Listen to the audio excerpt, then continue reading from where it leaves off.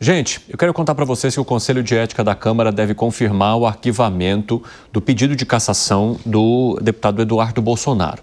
Vamos entender, então, o que está motivando essa decisão e essas movimentações ali dos parlamentares? Conta pra gente, Vitória Abel, bem-vinda. Tem que chamar a hora, né?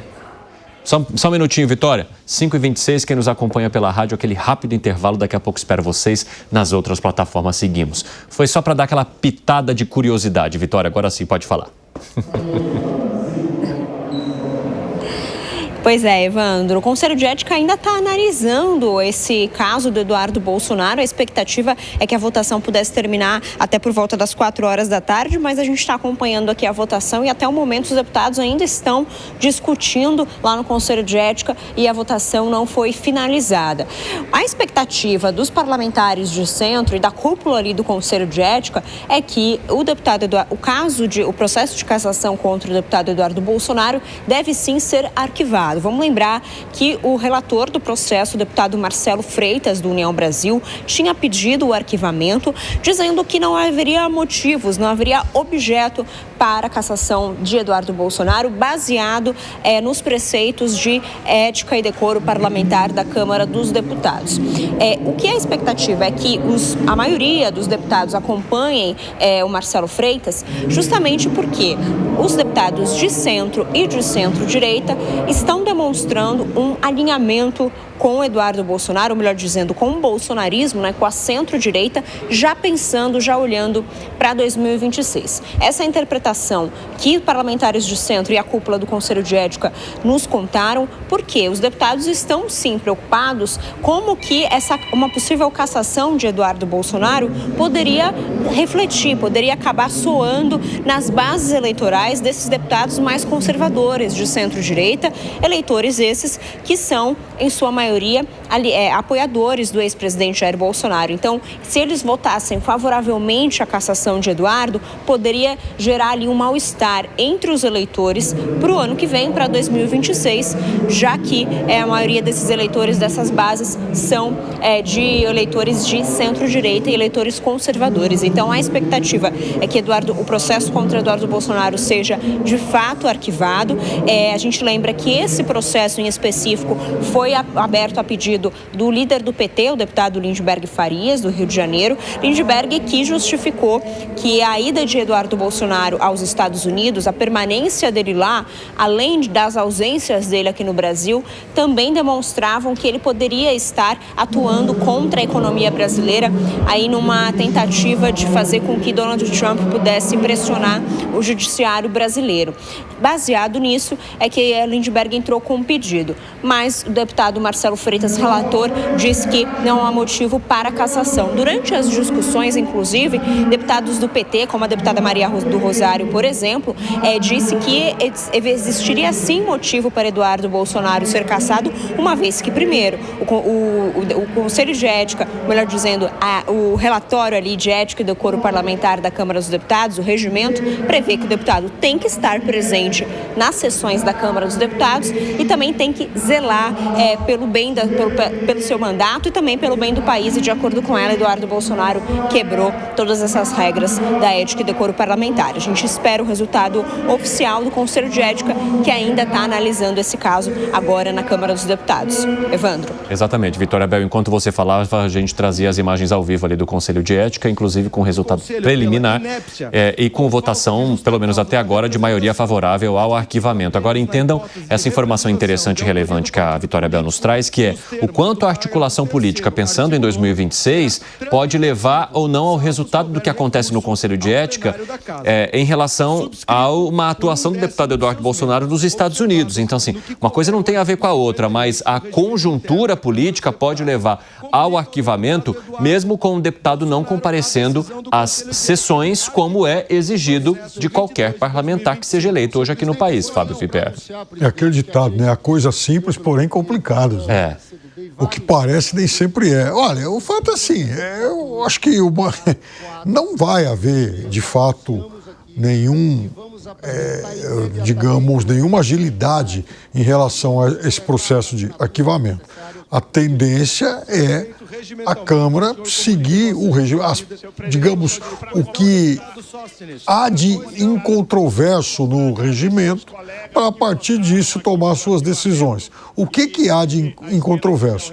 Um determinado número de sessões às quais o deputado pode se ausentar.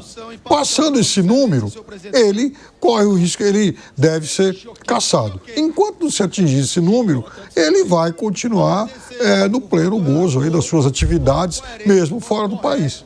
Fala, Bruno Musa. É isso, tem muitas novidades, né? Imagina se fosse um deputado que não estivesse assumindo a causa que ele assumiu lá fora e simplesmente se ausentasse, como diz o regimento, como comentou agora o Piperno. Será que ele passaria por todo esse processo ou é porque, obviamente, ele entrou em evidência, está numa luta árdua dele, goste ou não, contra o judiciário brasileiro, que assumiu um posicionamento, como a gente já falou, político aqui. Então, eu acho que independente de analisar a pessoa, a regra deve ser cumprida independentemente da ocasião, né? Ô Zé Maria Trindade, eu gostaria que você trouxesse um pouco para a nossa audiência o que prevê o regimento da Câmara nesses casos e o que está sendo feito pelos parlamentares do Conselho de Ética, justamente numa tentativa de garantir a permanência do deputado Eduardo Bolsonaro, porque o próprio relator votou pelo arquivamento desse processo. E como que ficaria a questão também relacionada às faltas? De que maneira que isso bateria para o presidente da casa? Conte para a gente todos os meandros dessa história, hein, seu Zé? Pois é, são coisas diferentes. O Conselho de Ética arquivou o pedido de cassação, né? Por 11 votos a 7. Já está concluído o arquivamento. Isso significa que o governo, né, os governistas, têm 7 votos lá e centro e direita 11 votos. Eu vi no início desse ano uma disputa sem precedentes pelo Conselho de Ética, tanto a ocupação do plenário como a presidência do Conselho de Ética. E aí a gente vê, quando os partidos políticos priorizam o domínio do Conselho de Ética, a gente pensa numa recaída forte da imagem do Congresso Nacional e dos conceitos do Congresso Nacional.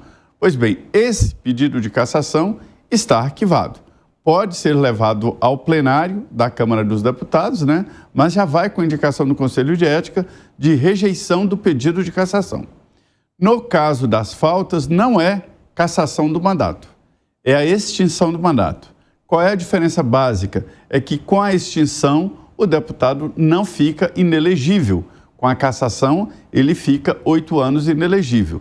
A extinção do mandato se dará no final da legislatura, ali no final do ano, se ele não tiver mais de, eu não sei bem a porcentagem de presença em plenário.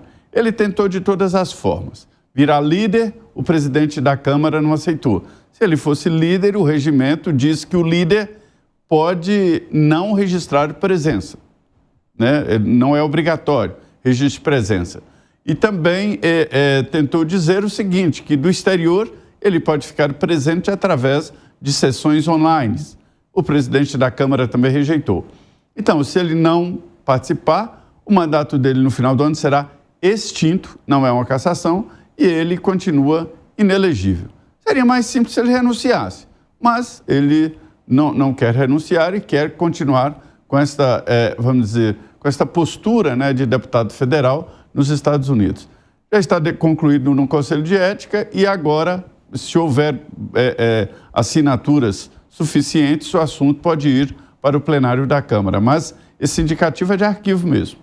Bom, professor Zé, você trazer essas diferenças para a gente aqui. Só um detalhe, o parlamentar ele precisa ter 75% de presença na Câmara durante a sua atuação. Caso contrário, ele corre o risco, sim, de ter o mandato dele extinto, como estava explicando ali o Zé Maria Trindade. A não ser que ele esteja numa missão fora do país a trabalho pela Câmara ou a pedido do Congresso Nacional, o que não é o caso do deputado Eduardo Bolsonaro. Ele viajou para os Estados Unidos claro, por questões políticas, mas também pessoais, tentando uma articulação que favoreça ao seu pai, o ex-presidente Jair Bolsonaro. E, por conta disso, não seria uma missão relacionada à Câmara dos Deputados, então ele estaria faltando às sessões. E ele não pode ter mais do que 25% de ausências. Fala, Alan Gani. Olha só, Evandro, pegando uma carona aqui na pergunta que você fez, logo quando você abriu este comentário, é um indicativo, sim, uma sinalização